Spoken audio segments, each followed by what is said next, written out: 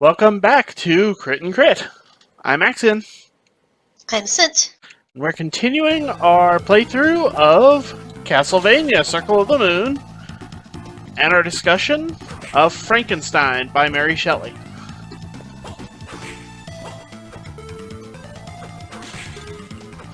Is it weird that I think that the little fox archers are weirdly cute? I just think they look like Robin Hood. Okay, yeah. It could just be the nostalgia factor.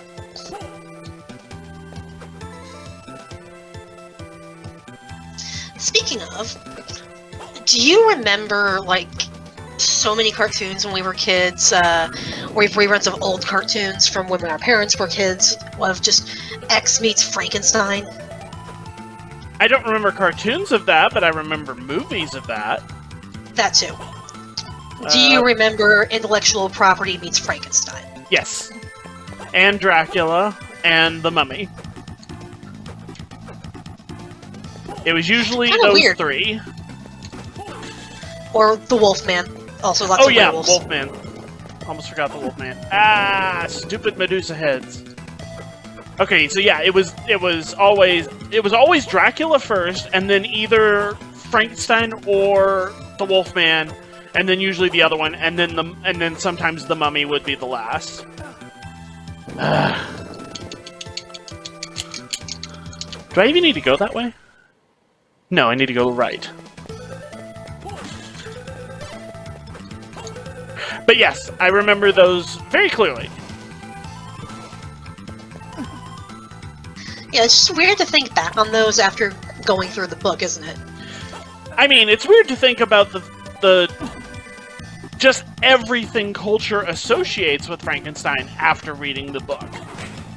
Oh yeah, I was just bringing up the, do you remember when we were kids thing because, well, first exposure to something tends to be what sticks with you the longest.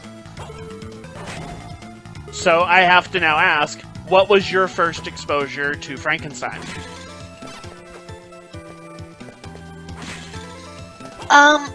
I think it was just like a Looney Tunes parody. That, or, Halloween cereal. Okay.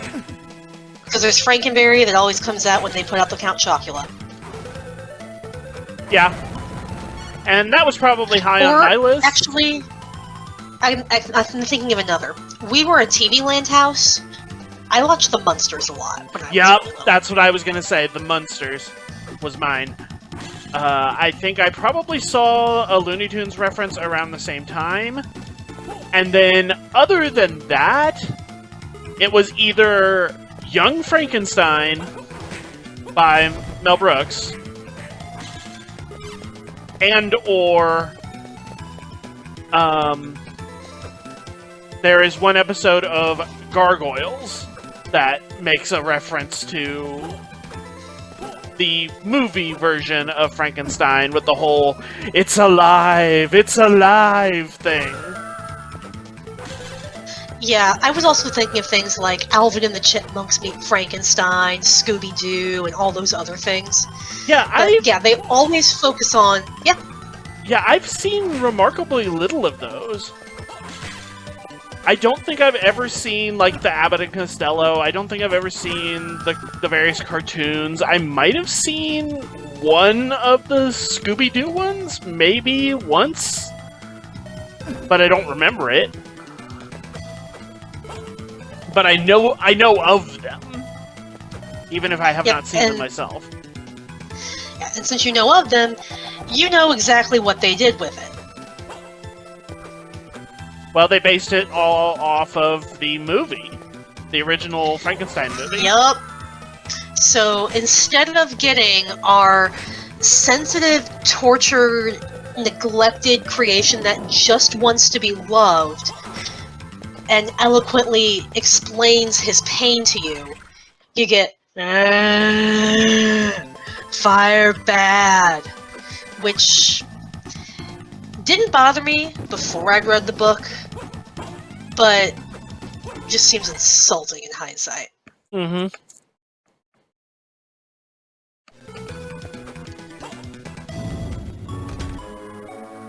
But, yeah. So, that's basically what we're looking at today.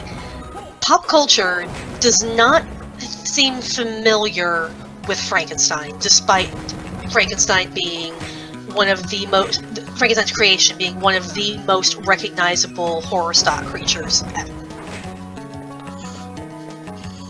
And we say pop culture intentionally because it's not just TVs and movies. I don't believe one shows up in this game, but some version of Frankenstein's creation shows up in several other Castlevania games. And it's always the green-skinned, kind of square-shaped head, the bolts in the neck, that entire stereotype of Frankenstein's monster that comes straight from the movies.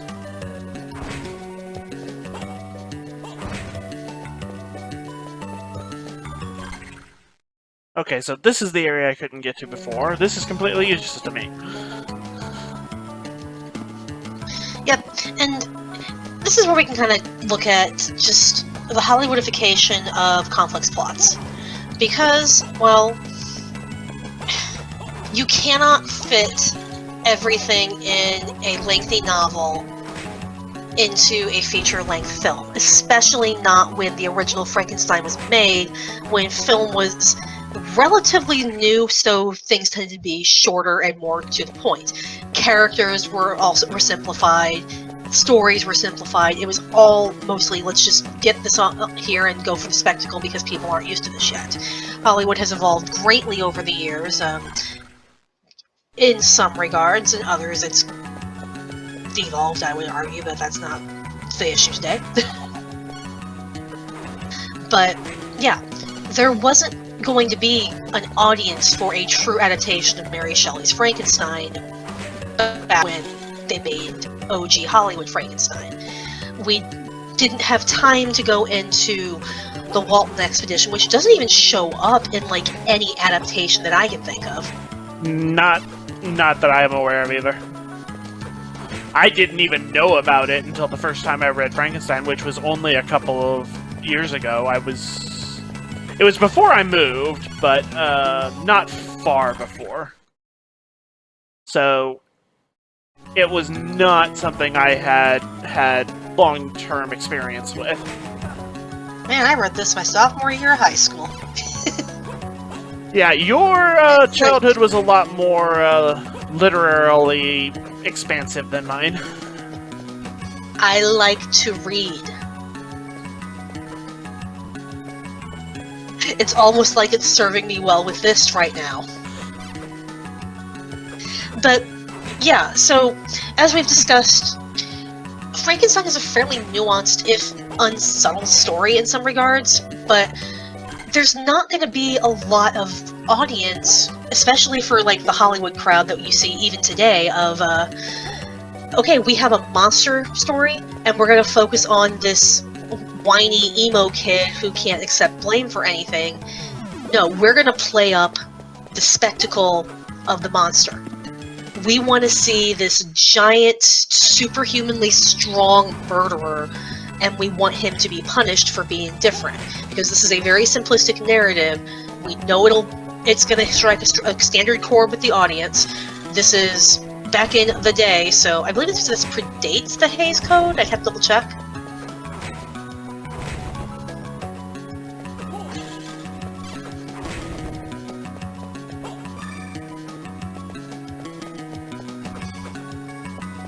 Yeah, by about 3 years. Hays Code started in 34, but this is still that era where people had a much, much stricter idea of what is, quote, appropriate for general audiences. Right. So, yeah, there was no way that, like, yeah, you can read the stuff in books because, well, it's just nerds who read, obviously. I can feel my eyes rolling out of my head at that. But Hollywood, since film is a passive medium, you generally see more films catering to the lowest common denominator just to make an easy buck. So, of course, they're going to focus on, you know, just here for Godzilla aspects of the story rather than the actual message of the story. So yeah, it's all about the spectacle, none of the nuance, even though the nuance and the messaging is what makes Frankenstein as a story so compelling.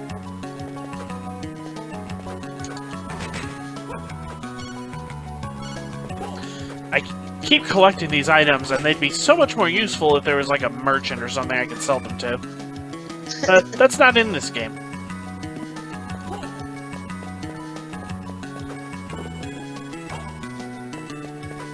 But yeah, this isn't to say that, like, the stock monster movie stuff is inherently bad. I just find it a poor adaptation. As their own properties, it's fine. But it's the fact that people conflate the source material with the very divergent adaptations that bothers me. It does make it really funny though when you have kids in class who are like, I'm just going to watch the movie, I'm not going to read the book, and then it's like, you get to the test and where was Robert Walton going for his expedition? And they're like, who is Robert Walton? And I'm like, I don't know, if only you'd read the book, it might be on like the first page. But I watched the movie, there was nobody named that. Yeah, there's no Elizabeth in the movie either. Yeah, this is why I keep wanting to get a poster in my room that says movies ruining the book since the 1920s. I mean, you can get it off, like, Redbubble and stuff. Yeah, we'll put a link in the actually, description. I'd have to remember to do it and be bothered to remember, so you know. I'll remind you. I'd have to take responsibility for it. I'll just remind you about it later. Of course you will. But, yeah, so, do you think there's anything wrong with, like, inherently simplifying a complex story to reach a more general audience? Wrong? I'd say no. There's not anything inherently wrong with it. What there is missed opportunity. If you're bringing everything down to a lower level, then that means that all of the benefits of the more nuanced, more difficult original creation, original artwork, is lost. And while there's nothing quote-unquote wrong about that, it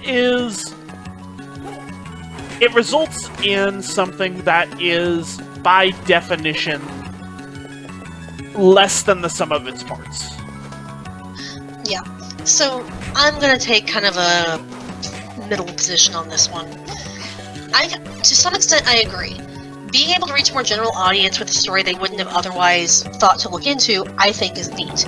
As long as the adaptation in its simplification doesn't completely and utterly miss the point of the author's original intention. Unless, of course, that's the point. Like, I think the one that comes to mind here is Starship Troopers. Yeah, I was about to say, Starship Troopers is a good one for that. Where missing the point was kind of the reason the reason the movie was made. Because the original people looking to convert it were like, this would be stupid to convert on its face, but if we satirize it, it'd be hilarious. They were doing their part. But yeah, so when it comes to Frankenstein, the fact that most adaptations focus on, we were going to get rid of this horrific monster, really does just shoot authorial intent in the foot, because clearly the monster was meant to be as sympathetic as Frankenstein, if not more so. And that is all stripped away. Like, his character is completely gone. So yeah, a generous person would say removed, a less generous person might say destroyed.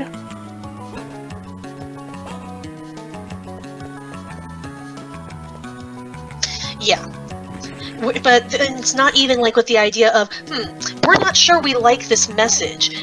It's, we're not sure we can sell this to audiences. Let's go for this. So, it's just shooting the message in the foot for the sake of making a quick buck, rather than we're going to take this and add a different spin on the commentary to it. It's not so effectively. It's not even intelligently done playing with the meanings therein, and that's kind of what bothers me. And like there are many adaptations that are not especially faithful. Like anything Neil Gaiman has written tends to get altered in the adaptation. I've noticed. Like Coraline gets tweaked. They add a friend, so she's not. It's because, well, we need to have another character she can talk to throughout a lot of this, even though that kind of does sap some of her agency by having them help her instead of letting her save herself. Stardust had its ending completely changed, and I don't know. Like, am I just being an old grognard by like, no, you can't change this, it ruins it, or am I justified here? And I'd say that's not really a question we can Oh, crud. I jumped right into that. That's not a question we can definitively answer, I think. Because it varies. Like, I've heard a lot of people say that for all of the good things you might have to say about Stardust, a lot of people say they prefer the movie version. They prefer the changes that were made. Yeah, to be fair, like, I had seen the movie before I read the book, so that, again, comes with the your first exposure. Whoops. Your first exposure to something tends to color your experience with it. The Princess Bride is another one like that. I saw the movie before I read the book, and the movie is always going to be the true version for me, and it is very different from the book. I was about to say, it's basically a different story, almost. Just one that happens to share a basic premise and, I think, some characters. There's a lot of it is similar, but there are a lot of things that are very different. But that can be a story for another day. And Princess Bride did a very good job with adaptation, and I would say that yes, Stardust did as well. But when it comes to Frankenstein, I can only think of one movie adaptation that actually tried to do it justice, and that would be the Kenneth Branagh one, where they tried to, stick a little closer to the book, but I don't think it did I don't think it really succeeded. It's in full, you know? Mm-hmm. But yeah, it could just be that since it's more of a honestly cerebral story than it is a horror story. Like, the horror is there, but a lot of it is just the horror of irresponsibility and getting people killed through your own ineptitude. Yeah, it's not that, oh, I'm going to show you something scary. It's, I'm going to show you something, and you're going to think about it, and what you think about it is what makes it scary. And this could just be a me thing. I don't think it's just you, because I've seen a lot of people make similar comments. Well, because I was going to say, like, this could be a me thing because, like, as I've discussed with you before, off-channel, when I read The Stand, I didn't find the apocalypse part of it to be the scary part. I found the contact tracing part, when the virus was first spreading, to be the scary part. So the most horrifying thing in that book wasn't to do with all of the heavily implied demonic presence and everything to do with that, but the very realistic person A gets sick and look at the chain reaction this has. The utterly realistic, grounded, no fantasy, no sci-fi at all needed to make that horrifying. Right. So I don't know, maybe it me. And that's kind of the thing, is that there are a lot of things like that, well, to be kind of blunt, don't always translate into general audiences. There's a lot of people that don't go to the movies looking for something like that. And if a movie tries to engage them on that level, they lose interest. Right, that's why I've never done this area.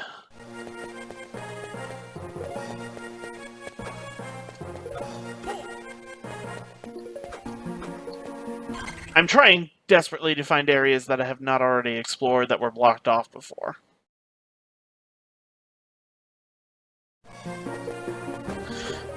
But yeah, you end up with these situations where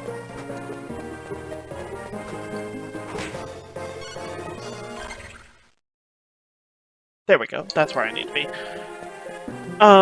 Where you're in kind of that same box that you were describing,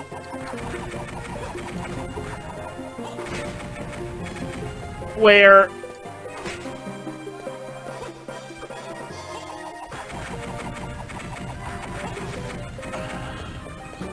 you may have a movie maker who wants to tell a story or to really get a point across or something like that, but for the studio, the point is to make money. And unfortunately, things that general audiences don't engage with well don't tend to make a lot of money unless they are connected to a very prominent... Here we go! This is the way I need to go. Connected to a really prominent producer. Someone like... who's a good example? Guillermo del Toro. He's a good example. His stuff is often very weird, very niche, and very, symbolic in ways that are not always super obvious to the average viewer. Go away.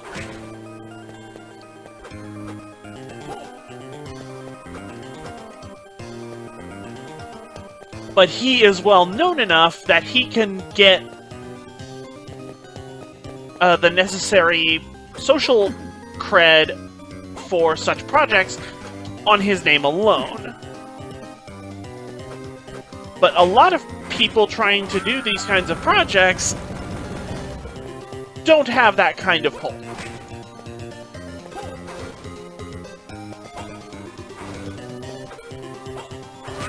So it's a lot more difficult to address those kinds of projects and to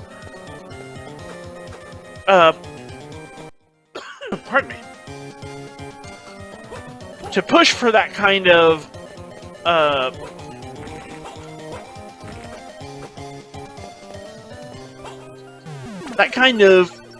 development without, when you have somebody with that has that kind of highly intellectual, highly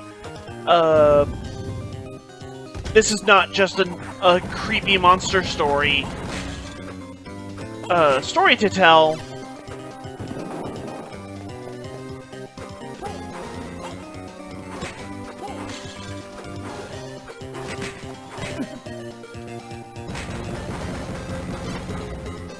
When they can't just guarantee that they're going to make money off of it.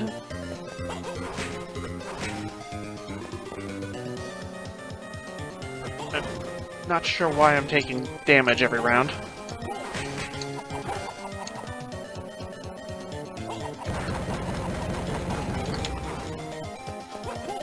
I kind of rambled there, but you see what I'm saying, right? Yeah. And that's what I meant earlier. Like, books can take more risks. Because, well, it's cheaper to create a book than it is to create a movie, and Hollywood wants to return on their investment, so they're growing increasingly risk-averse unless you have well-known auteurs like Del Toro, like you'd mentioned.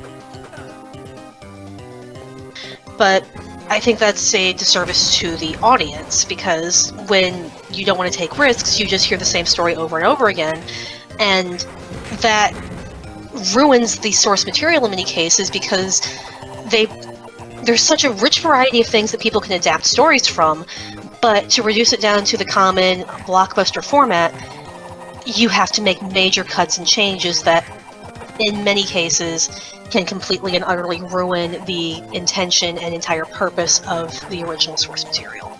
And I think, unfortunately, that's what's happened to Frankenstein, and it's really only been recently that I've seen more of a push to recognize the whole, it's with the whole meme of like the Frankenstein wasn't the doctor, he was the monster. No, that's vice versa. No, I said what I said. Frankenstein was neither a doctor nor a monster. Well, he wasn't a doctor, but he certainly was a monster. I know, you know what I meant, but yeah. But yeah, so I think we're kind of getting to the point where we're talking in circles on this. So anything else you want to add before I zip it for the rest of the episode? I hope I can get out of this hallway without taking too much more damage. Ah, that was what I was afraid of.